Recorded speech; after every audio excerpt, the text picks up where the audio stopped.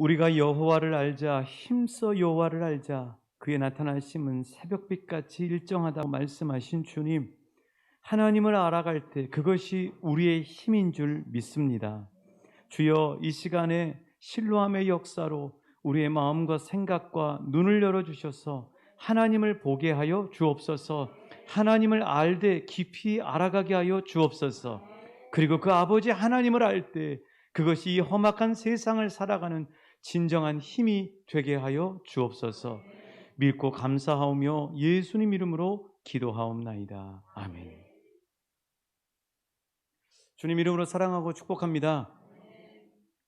하나님께서 우리 믿는 사람들에게 이렇게 계속 모이라고 하시는 이유는 무엇이냐면은, 모이기를 힘쓰라, 히브리서 10장 25절 말씀처럼 그렇게 하시는 이유는 모여야 우리의 바른 정체성을 가질 수 있기 때문입니다. 모여야 우리가 누구인지, 나는 누구인지 이 바른 정체성을 계속해서 되새기면서 살아갈 수가 있기 때문이죠. 그래서 오늘 함께 나누려고 하는 것은, 하나님이 우리에게 심어주시고자 하시는 것은, 한번 따라해 주시겠어요? 정체성. 이 정체성이라고 하는 게 뭐냐면 나는 누구인가라는 거예요. 나는 누구인가. 근데 나는 누구인가를 사람들이 생각보다 많이 몰라요. 헷갈립니다. 그래서 오늘 내가 생각하고 있던 나와 하나님께서 나에게 분명하게 가르쳐 주시는 내가 무엇인지를 찾아서 그 정체성을 붙들고 여러분의 삶의 가정으로 돌아가시는 축복이 있으시길 우리 주님의 이름으로 축복합니다. 이 정체성, 나는 누구인가라는 것이 왜 중요하냐면은, 정체성을 바르게 알아야 왜 내가 살 것인가를 알게 돼요. 사람들은 왜 살 것인가를 잘 모르고 사는 사람이 많습니다. 또 어떻게 살아야 잘 사는가 하는 사는 방식을 알게 돼요. 또 하나는 우리 삶은 한정이 되어 있습니다. 우리가 뭐 천년만년 사는 게 아니거든요.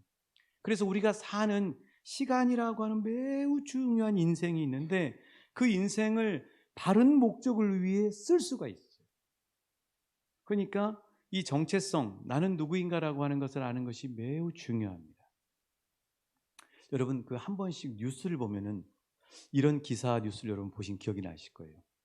일본 사람들이 일제라고 얘기하는 게 맞겠죠?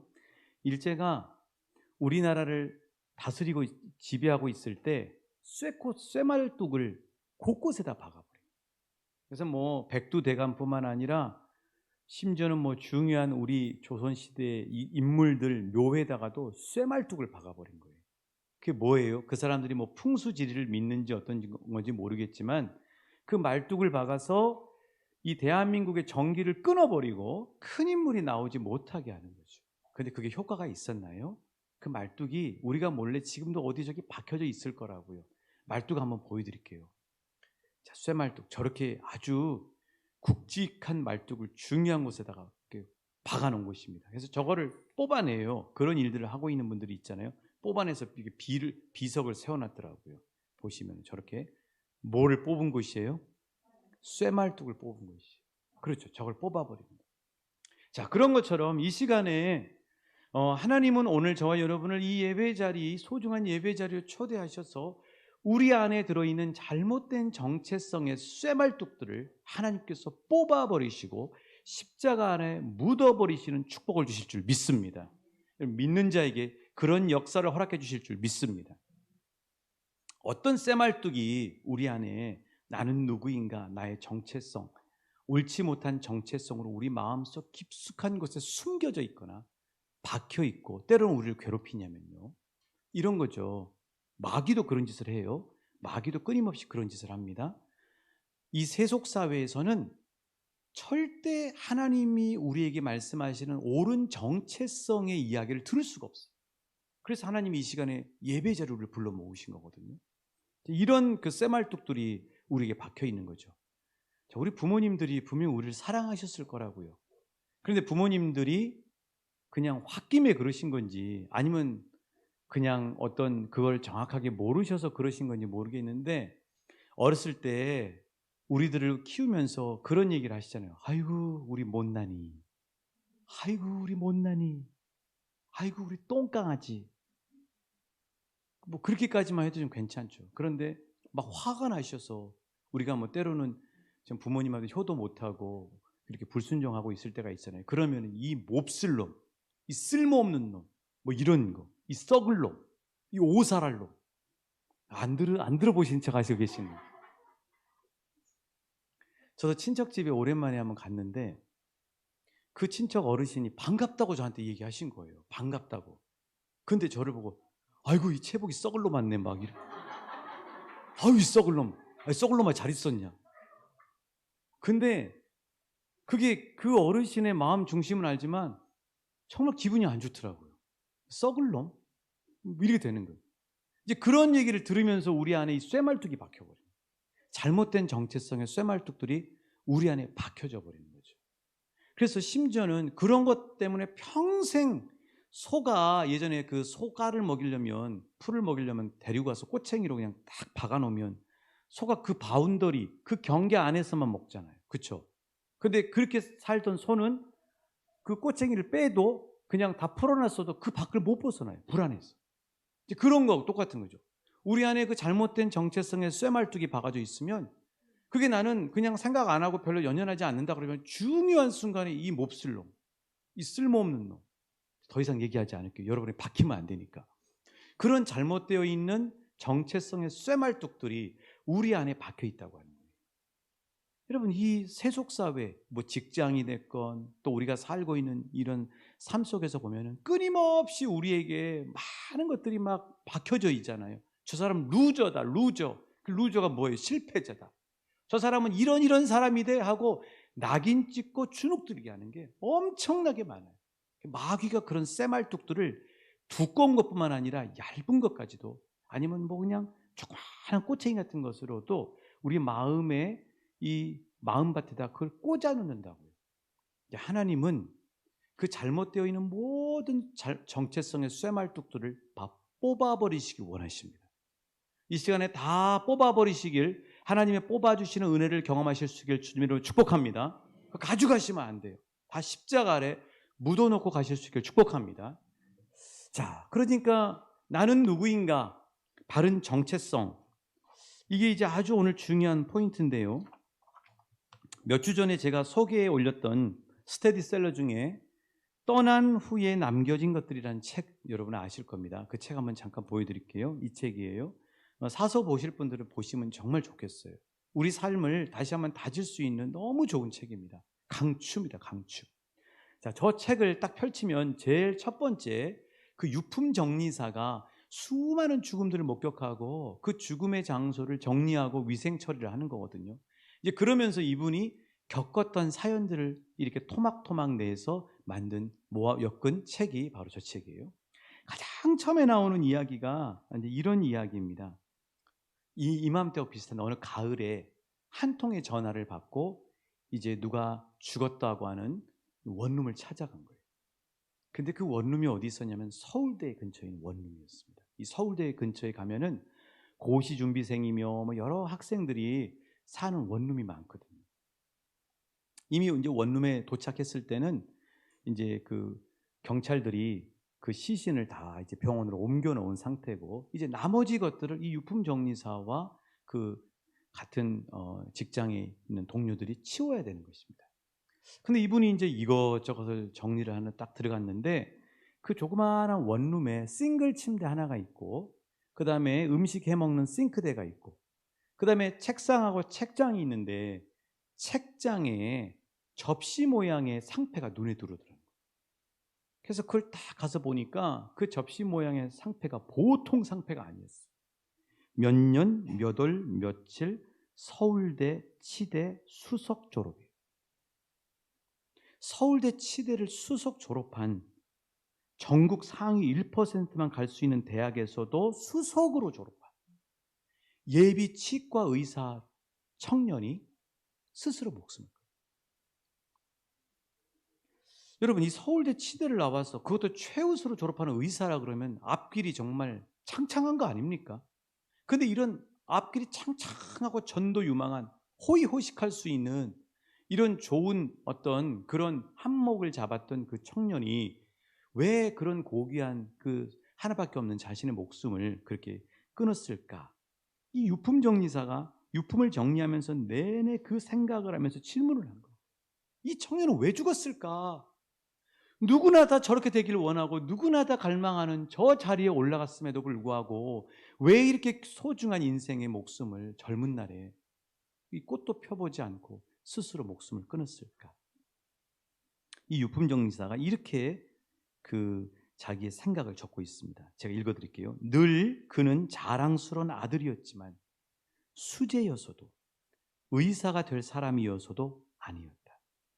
부모에게 그가 소중한 까닭은 다만 자식이기 때문이다. 살아있는 것만으로도 눈물겨운 존재가 자식이라는 것을 그는 미처 헤아리지 못했던 것이다. 그러니까 이 청년이 자살한 이유는 공부를 못해서가 아니에요. 국어, 영어, 수학을 몰라서가 아닙니다. 대한민국 사람들이 껍벅하고 넘어질 서울대를 못 가서가 아니에요. 자신의 미래가 불투명해서도 아니에요. 이 청년의 결정적인 아쉬움은 뭐냐면 그 뛰어난 머리를 가지고 있어도 나는 누구인가라고 하는 올바른 정체성을 망각하거나 제대로 가지고 있지 못했다는 거예요. 나는 누구인가? 나는 부모님에게 하나밖에 없는 외아들이에요. 외아들.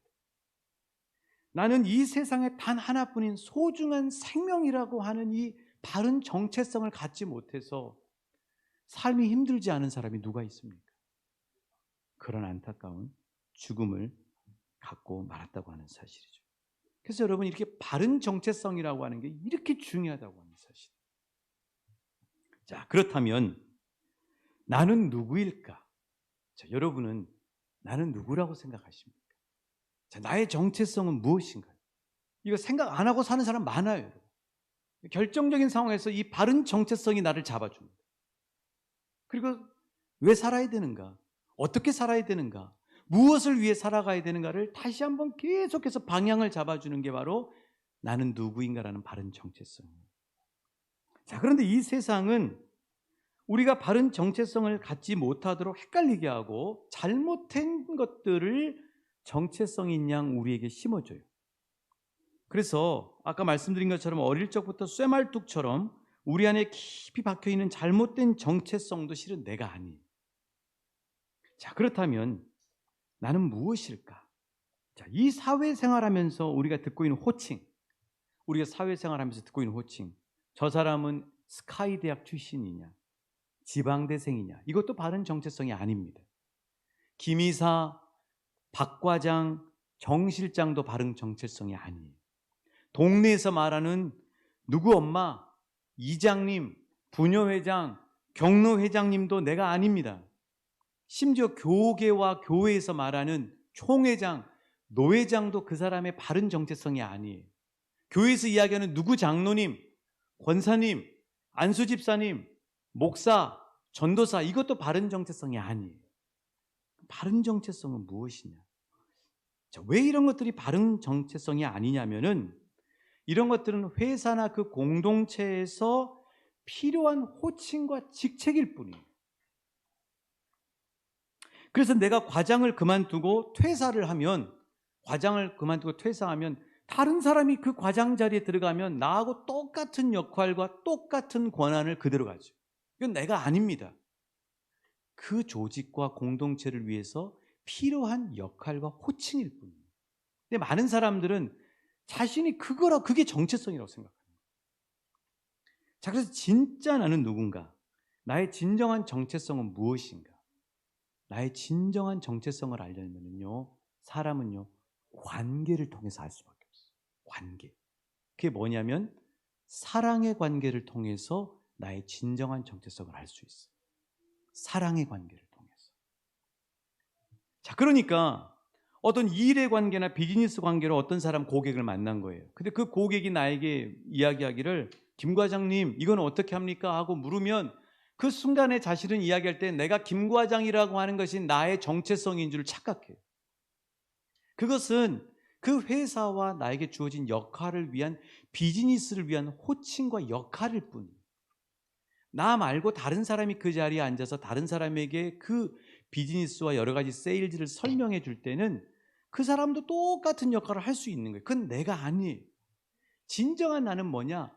이 세상에 그 무엇도 대신할 수 없는 독특하고 유일한 나. 그게 진정한 나예요. 그럼 진정한 나는 언제 할 수 있느냐?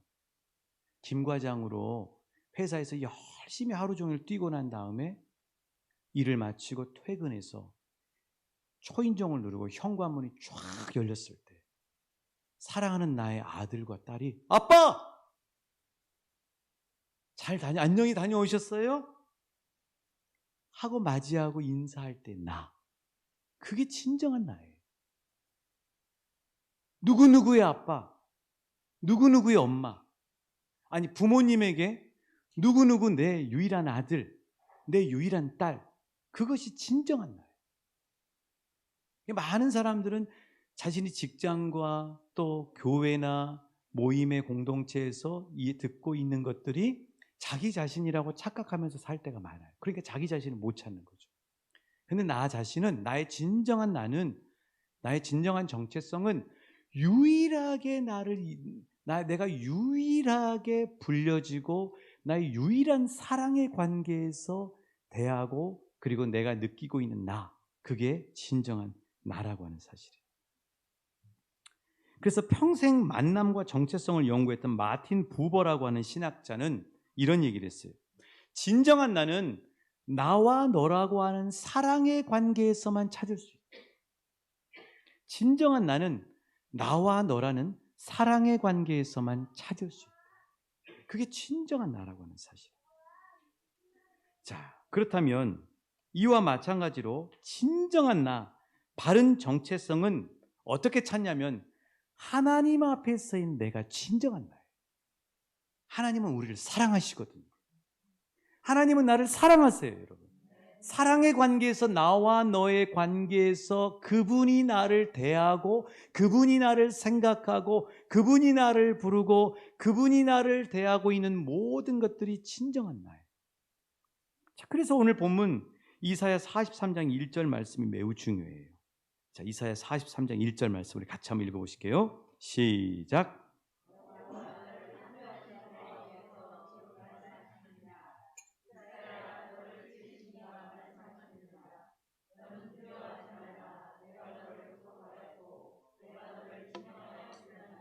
아멘. 아멘. 그렇습니다. 야곱아, 이스라엘아 하고 누가 부르셔요? 하나님이 부르세요. 지금 이 야곱아, 이스라엘아 하고 하나님으로부터 그 이름을 부름당하는 상황의 이스라엘 백성들은 바벨론 포로기의 상황입니다. 바벨론 포로기의 상황에서 하나님이 자기 백성들에게 야곱아, 이스라엘아 하고 부르신 거예요. 여러분에게는 감동이 있는지 모르지만 지금 이 하나님으로부터 야곱아, 이스라엘아 하고 이름을 불림당하고 있는 이스라엘 백성들은 눈물을 펑펑 흘리면서 얼마나 그 소망과 위로와 힘을 얻고 있는지 몰라요. 그 바벨론 포로기 상황이에요. 여러분, 포로기 상황. 여러분, 이 포로기 상황이 어떤 삶일까요? 우리는 일제시대에 겪어봐서 알아요. 자기 이름이 없습니다. 다니엘이 자기 이름이잖아요. 근데 바벨론에 사니까 벨드사살이 돼버린 거예요. 하나냐, 바벨론의 그 다니엘의 친구 하나냐, 그게 본 이름인데 사드락, 그렇죠. 아사엘, 이게 뭐예요? 메삭, 바벨론식 이름으로 바뀐 겁니다. 저희 아버지 이름이 A짱이 돼버렸어요. A짱. 일본에 사니까 A짱이 돼버린 거예요. 나카무라가 돼버린 겁니다. 그런 거예요. 자기 이름이 없는 거예요. 포로 생활이죠. 뿐만 아니라 포로들이에요. 낙인 찍은 거죠. 저 사람들은 포로들이야. 근데 저 사람들 이상한 사람들이야. 이상한 신을 믿고 있대. 이상한 사람들이야. 하고 계속 주눅 들고 낙인 찍힘 당하면서 살고 있는 지금 이스라엘 백성들이에요. 계속 그 얘기를 들으니까 그게 쇠꼬챙이처럼 쇠말투처럼 바뀌어가지고 우리들은 루저들이 돼. 우리들은 포로들이 돼. 우리들은 노예들이 돼. 우리들은 나카무라 돼. 우리는 A짱이래. 자기 정체성을 잃어버리고 사는 거예요. 그런 비참한 삶을 살고 있는 자기 백성 이스라엘 백성들에게 하나님이 다가가셔서 뭐라고 부르셨다고요? 따라해 주시겠어요? 야곱아, 이스라엘아. 하나님이 그렇게 부르신 거예요. 아니 이게 뭐냐면은 이 예배 시간에 지금 누구 엄마로 살고 있는 거죠. 지금 경로회장으로 살고 있고 직장에서는 김과장으로 살고 있는 거죠. 그리고 누구 목사, 누구 장로로 살고 있는 거죠. 그런데 그런 우리에게 지금 하나님이 찾아오셔서 우리 이름을 불러주시는 거예요. 체보가 촌스럽습니까? 저는 좋아요. 니아야 하고 하나님이 이름을 불러주시는 거예요, 여러분. 그 하나님이 내 이름을 불러주시는 거예요. 여러분, 하나님은 내 이름을 아십니다. 하나님은 우리 중에서 우리로 대하시는 것이 아니라 우리 중에서 나로 대하셔요. 하나님은 내 이름을 아세요. 그게 바로 요한복음 10장 3절의 말씀이에요. 한번 같이 보실까요? 요한복음 10장 3절입니다. 자, 같이 읽어보십니다. 시작. 문지기는 그를 위하여 문을 열고 양은 그의 음성을 듣나니 그가 자기 양의 이름을 각각 불러 인도하여, 제가 다시 한번 읽어드릴게요. 그가 자기 양의 이름을 각각 불러. 여러분, 한 분 한 분의 이름을 불러요. 제가 여러분 이름 못 부르니까 지연아, 사랑아, 하나님은 그렇게 부르신다고. 여러분, 그 하나님의 음성이 여러분의 귀가 열리셔서 듣고 가실 수 있길 축복합니다. 하나님은 우리 이름을 알아요. 여러분, 우리 한 사람 한 사람에게 눈을 맞춰서 우리를 대해 주신다고요. 여러분, 이야기할 때 누가 내 눈 안 봐주면 기분 나쁘잖아요. 저도 설교할 때 여러분이 안 봐주면 기분 나빠요. 표현을 안 해서 그렇지. 졸고 계시면 힘이 빠져요. 봐주셔야 돼요. 누가 나를 봐준다고 하는 건 날 존중하는 거거든요. 하나님은 나를 봐주세요.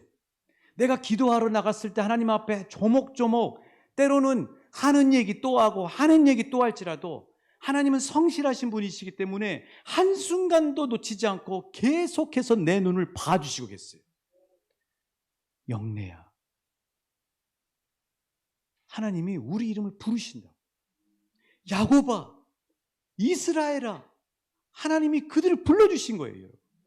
근데 그렇게 보이는 그 포로, 바벨론 포로, 노예, 루저, 손가락 밟고 주눅 들고 낙인 찍혀 있는 그들을 하나님은 어떻게 바라보신다고요? 바벨론의 사람들은 저 총구석에서 저기 한 3,000km 되는 1,500km 되는 이스라엘 땅에서 왔대 하고 손가락질하고, 저 이상한 사람들이래.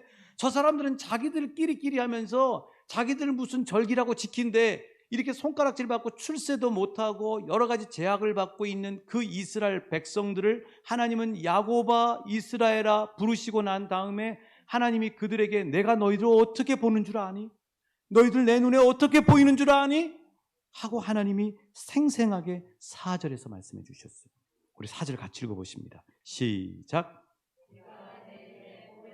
존귀하며 내가 너를 사랑하였은즉 내가 내 대신 사람들을 내어주며 백성들이 내 생명을 대신. 그렇습니다. 여러분, 하나님 눈에는 이스라엘 백성들이 포로가 아닙니다. 이상한 루저가 아니에요. 저 이상한 괴상망측한 고집스러운 사람들이 아니에요. 하나님 눈에 야곱과 이스라엘이라 불려졌던 이스라엘 백성들은요, 따라해 주시겠어요? 내 눈에 보배롭고 존귀하며 내가 너를 사랑하노라. 그게 하나님이 이스라엘 백성들을 보는 눈이에요. 여러분, 직장에서 여러분을 연봉 얼마짜리로, 저 사람은 얼마의 효율짜리로 볼지라도 하나님은 여러분을 그렇게 보시는 것이 아니라 너는 내 눈에 보배롭고 존귀하면 나는 너를 사랑하는 나의 아들, 딸이란다. 이렇게 보시고 계신다는 사실이에요. 이게 바른 정체성이에요. 왜요? 진정한 보석의 진정한 가치는요, 우리가 그 보석의 가격을 매긴다고 인정해 주지 않아요. 보석의 진정한 가치는 보석 감정사가 매겨줘야 진정한 거예요. 그렇죠. 이 세상의 진정한 보석이라고 하는 나의 가치를 알고 나의 가치를 진정으로 매겨주는 보석 감정사는 누구냐면 우리의 아버지 하나님이에요. 이 세상의 학벌이 아니고요, 이 세상에서 이야기하는 키재기가 아니고요, 이 세상에서 얘기하는, 학교에서 얘기하는 너는 받아쓰기 몇 점이고 너는 몇 점이고 너는 수능 몇 점짜리고, 이게 아니라고요. 여러분, 하나님이 우리를 바라보시는 것은 몸이 아프건 건강하건 돈이 많건 가난하건 어떤 차를 타고 다니건 어떤 평수의 집에 살건 하나님 눈에는 보배롭고 존귀하며 사랑하는 아들, 딸이에요. 이 하나님의 음성을 듣는 저와 여러분 되실 수 있길 주님의 이름으로 축복합니다. 직장에서도 이 하나님의 음성을 들으셔야 돼요. 너는 직장에서 오늘 야단 맞고 오늘 정말 우세당했지만 나는 여전히 너는 내 눈에 보배롭고 존귀하며 나는 너를 사랑하노라. 사람들이 나를 낙인 찍고 저 사람은 이랬대, 과거 이런 사람이었대 하고 손가락질 할지라도 하나님은 너는 내 눈에 보배롭고 존귀하며 내가 너를 사랑하노라. 이게 하나님이 우리를 바라보는 하나님의 눈이라고요, 여러분. 그것을 우리가 채택하실 수 있게 축복합니다. 이게 우리의 진정한 정체성이에요. 그래서 이 얘기를 어디서 들을 수가 없는 거예요. 바벨론 포로기에 이스라엘 백성들에게서 나타난 게 뭐냐면 회당이에요. 회당, 시나고그. 지금도 이스라엘 백성들은 미국에 살건 러시아에 살건 그들이 모이는 곳에 회당이 있습니다. 그 회당에 왜 모이게 하셨는가? 세상에선 들을 수가 없어요. 계속해서 헷갈리는 얘기만 듣는 거예요. 사탄 마귀가 잘못된 쇠발뚝의 정체성을 박아놓아요. 그래서 거기에 굴레 씌워서 꼼짝 못하게 하고 주눅 들게 하고 인생을 제대로 기지개 펴지 못하게 하는 거죠. 그런데 회당에 하나님이 백성들을 모으고, 우리로 얘기하면 교회로 하나님이 모이게 하신 것은 세상에서 말하는 가짜 정체성에 뒤집어 씌우지 말고 내가 진정한 보석 감정사인데 너희들을 향한 나의 가치, 너희들 향한 나의 정체성은 보배롭고 존귀하고 십자가에 내가 하나밖에 없는 아들 예수를 내어주기까지 사랑하는 존재란다. 이게 우리를 향한 진정한 정체성이에요. 이것을 교회 공동체에서 계속 듣는 겁니다, 여러분. 매주마다 듣는 거예요. 그게 우리의 바른 정체성이에요. 왜요? 이 세상의 주인은 만군의 여호와 하나님이시니까요. 하나님은 우리를 부르실 때 축복하시면서 불러요. 베드로의 원래 이름이 뭡니까? 시몬이에요. 시몬. 어떤 분은 시몬이라는 이름이 좋은 줄 알고 이름을 시몬이라고 아들, 딸 이름을 짓더라고요. 시몬은 사막이란 뜻이에요. 사막. 베드로가 처음에는 이름이 요한의 아들 시몬이었어요. 그런데 그를 하나님이, 예수님이 부르시고 난 다음에는 뭐라고 말씀하세요? 요한복음 1장 42절에서 따라해 주시겠어요? 장차 너를 게바라리라. 게바가 어감이 좀 이상하십니까? 여러분, 게바는요 수리아어로 반석이란 말이에요. 이게 헬라어로 베드로, 피터가 된 거예요. 사막 광야와 같은 인생이었는데 예수님은 광야와 같은 인생이라고 부모가 혹시 그 자녀를 그렇게 이름을 지었을지라도 예수님의 눈에는, 하나님의 눈에는 게바인 거예요. 베드로인 거예요. 반석이에요, 여러분. 요셉의 이름이 뭐냐고요? 이집트에서 사브나빠네아예요. 사브나빠네. 그런데 요셉의 이름을 하나님이 정해주시는데 뭐냐면 다른 사람들, 심지어는 세계 최고의 권위가 있는 바로 왕까지도 고백할 수밖에 없잖아요. 한번 따라해 주시죠. 하나님의 영에 감동된 사람. 하나님의 영에 감동된 사람. 이게 하나님이 요셉에게 주신 정체성입니다. 다윗은 어떤 사람이 아웃사이더였잖아요. 아웃사이더. 그 8형제 중에 7형제는 다 그 사무엘 선지자, 그 기가 막히게 어마어마한 사무엘 선지자 앞에 선보여도 그냥 다윗은 안 데려왔잖아요. 아웃사이더였잖아요. 그런데 하나님은 다윗을 어떻게 바라보셨어요? 양치고 있는 다윗, 냄새나는 그 양들 품에 있는 그 다윗을 뭐라고 해요? 따라해 주셨어요. 내 마음에 합한 사람이다. 내 마음에 합한 사람이다. 이게 하나님의 정체성.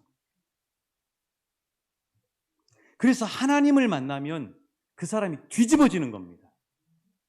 여러분, 아무리 안 좋은 살인 사건을 저지르고 감옥에 들어가도 그 사람이 감옥의 책상 앞에서 살아계신 인격적인 우리가 예수님을 만나게 되면 그 인생이 뒤집어지고 바뀌게 되는 거예요. 그 사람의 정체성이 바뀌는 거거든요. 저 사람은 정과 10범이래. 저 사람은 성폭력범이래. 그게 아니라 하나님을 만나면 하나님으로부터 그 사람에 대한 정체성을 들어요. 너는 비록 세상에서는 정과 몇 범이지만, 너는 죄인이고 너는 감옥에 들어갔다 나온 사람이지만, 너는 그럼에도 불구하고 내 눈에 보배롭고 존귀하며 내가 너를 사랑하노라. 이게 하나님 아버지가 바라보시는 우리의 진정한 정체성. 그래서 하나님을 만나면 사람이 뒤집어지는 거예요. 지난 9월 1일 날짜로 방영된 새롭게 하소서. 여기 김종두 작가라는 분이 나왔습니다. 사진 한번 보여드릴게요. 김종두 작가. 자, 이분 김종두 작가. 새롭게 하소서 아침에 이렇게 에덴의 산책을 하면서 들었는데 뭔가 제가 알만한 분인 것 같아요. 근데 이분이 쓴 책이 이거거든요. 이 기독교 강요, 깔뱅 선생님이 기독교 강요를 만화로 만들었어요. 여러분, 이 성경 다음에 무인도에 가져갈 만한 책이 뭐냐면 기독교 강요입니다. 기독교 강요 저도 원본을 가지고 있는데 3권으로 되어 있거든요. 두꺼워요. 한 권만 해도 이것보다 더 두껍습니다. 그 책을 5년 동안 대상포진에 걸려가면서 탐독해가지고 우리 하율이나 사랑이나 태은이나 우리 은찬이나 또 예율이나 다 볼 수 있도록 만화로 만들어놨어요. 그래서 이거 좀 많이 사놔야 되겠다. 교회에서 많이 사놔야 되겠다. 뭐 이런 책뿐만 아니라 많은 책들을 만들어냈어요. 근데 이분이 어떤 인생을 사셨냐면요. 군산에 이 게야도라는 섬이 있더라고요. 게야도. 보니까 장항에서 배를 타고 가면은 게야도가 바로 있더라고요. 제가 지도 찾아봤거든요. 이 사람이 게야도에서 어렸을 때부터 자랐는데 성인이 돼가지고는 고향을 찾아가지도 않고 추석이고 명절이고 찾아가지도 않고 게야도의 게자도 입에다 끄집어내죠. 자녀들이 아빠는 왜 고향을 갈 생각을 안 해? 하고 물어볼 줄. 근데 이분이 왜 그 고향을 대해서 치를 떨게 됐냐면은 이분의 아버님이 고기 잡는 배를 타셨어요. 근데 고기 잡는 배를 타고 그날도 여느 때처럼 이제 정말 많은 고기를 잡을 줄 알고 만선의 기쁨을 가지고 나갔다가 북한에 이 북한 해군에 의해서 끌려가가지고 납북이 돼버린 거예요. 그래가지고 북한에 1년 동안 억류돼 있다가 돌아온 거예요. 그것도 억울한데 아버지를 1년 동안 못 봐서 그것도 억울한데 그 납북되었다 돌아오는 아버지를 공안당국에서 간첩으로 누명을 씌우는 겁니다. 옛날에 이런 일이 너무 많았어요. 그래서 그 사람들은 진급하고 그렇죠. 한 번씩 간첩으로 만들어 놓으면 진급으로 어마어마하게 하고 자기 아버지가 누명을 써가지고 간첩이 돼버린 겁니다. 하루아침에 이 사람은 마을 사람들한테 손가락질을 받아요. 누구의 아들? 간첩의 아들. 심지어는 친척들까지도 간첩 집안이래. 학교에 가도 간첩의 아들. 나라에서도 간첩의 아들. 뭐 유학을 가려고 해도 다 간첩. 연좌제가 우리나라에 있었더라고요. 그러니까 아버지가 간첩이면 모든 뭐 공무원 시험도 못 보고 전부 다 걸려들어요. 여러분 이런 삶을 살았어요. 정말 비참하게 살았더라고요. 살 집이 없어서 폐가가 돼 있는 시골집에서 살다가 쥐가 막 떨어지고 막 쥐가 막 텔레비전 같이 보고 있고 막 이런 것들을 경험하고 이렇게 사셨더라고요. 그냥 간첩의 아들이라고 낙인 찍혀가지고 그렇게 살아온 거예요. 그러다가 하나님이 이 인생을 그만두시지 않잖아요. 하나님은 그 인생을 구원하시기 원하시잖아요. 여러분 믿으십니까? 하나님이 고등학생 때 교생 선생님이 오신 거예요. 교생 선생님이 한 달을 이렇게 학교에 몸담고 가시는가 보더라고요. 그 교생 선생님이 생전 처음으로 고등학생 때까지 한 번도 자기 이름을 불러주는 선생님이 없었는데 그 교생 선생님이 김종두 앞으로 나와봐. 그리고는 자기가 공부하기 싫어서 그려놨던 낙서 그림을 보고 이 그림 너무 잘 그렸다고 칭찬을 해주더라고요. 하나님이 교생 선생님을 써서 이 김종두라고 하는 학생 간첩의 아들을 완전히 바꿔버리고 눈이 뒤집어지기 시작한 거예요. 그 교생 선생님이 한 달밖에 안 계시니까 막 그림에 신이 나가지고 이제 나는 다 못할 줄 알았는데 나는 간첩의 아들이라 아무것도 못할 줄 알았는데 나는 그림을 잘 그리는구나 하고 그림을 신나게 그리는데 교생 선생님이 한 달 있다 가버립니다. 그런데 이 선생님이 군산대학교를 다니셨는데 군산대학교 미대로 이 친구를 데리고 가서 저녁에는 그림을 그리게 한 겁니다.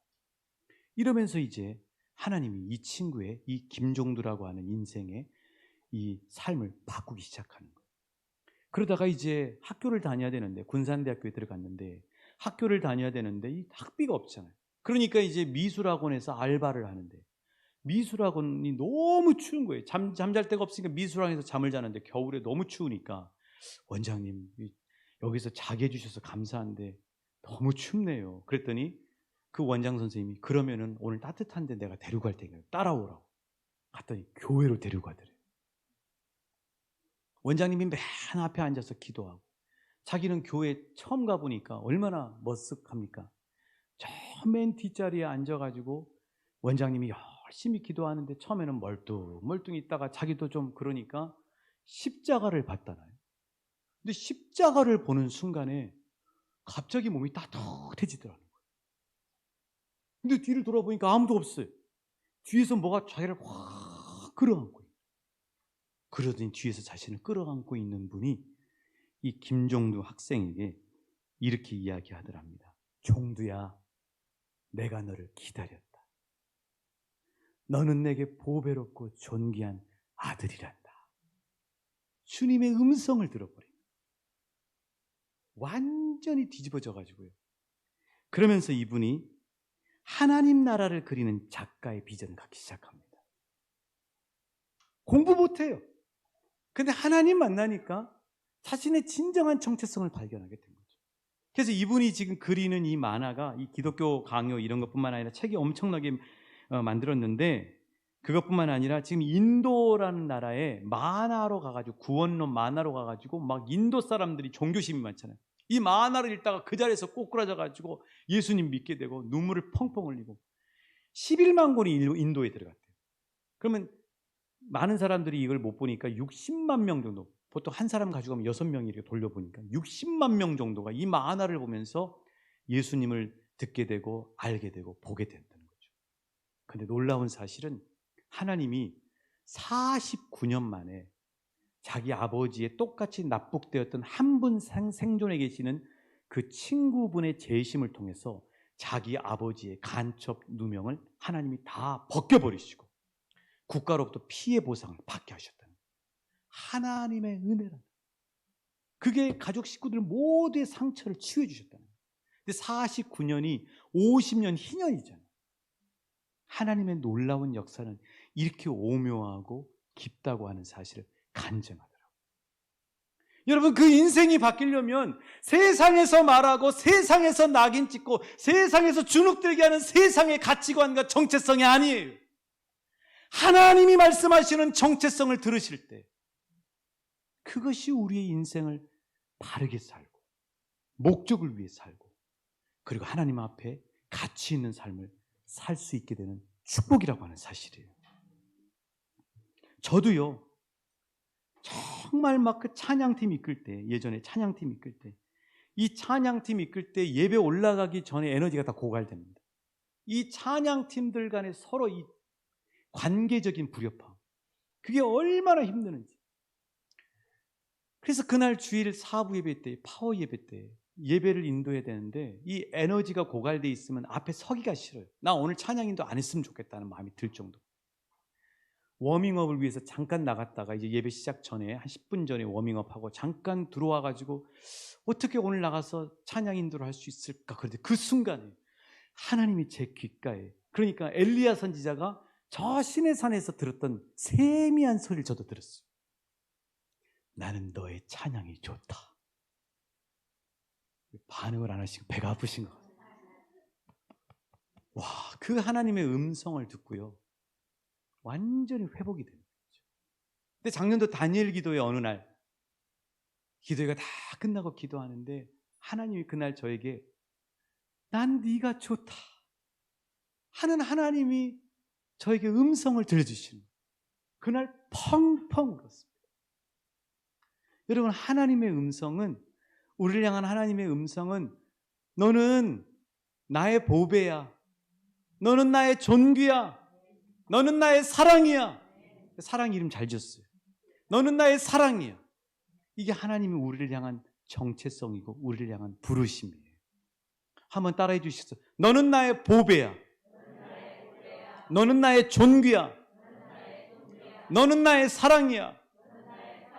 이게 이 시간에 이 예배에 초대하신 여러분 한 분 한 분의 이름을 부르시면서 하나님이 저와 여러분에게 나는 누구인가에 대한 답으로 말씀해 주시는 것이 그것이. 나는 누구입니까? 나는요, 하나님의 보배예요. 나는 하나님의 존귀예요. 나는 하나님의 사랑이에요. 그게 여러분 이 시간 우리에게 말씀하시는 하나님의 정체성이라고 하는 사실이에요. 자, 그러면 이 하나님의 분명한 정체성을 듣고 가신 여러분은 이제 여러분의 가정에 가셔서, 여러분의 마을에 가셔서, 여러분의 직장에 가셔서 여러분의 동료를 그렇게 선포해 주시고 축복해 주셔야 돼요. 사랑하는 아들아 딸아, 너는 하나님의 보배야. 실습 따라해 주시오. 너는 하나님의 보배야. 너는 하나님의 존귀야.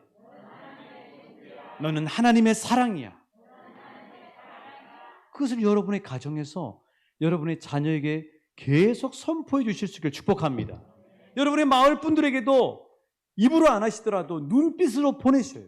당신은 아직 하나님을 알지 못하지만 하나님의 존귀입니다. 하나님의 보배입니다.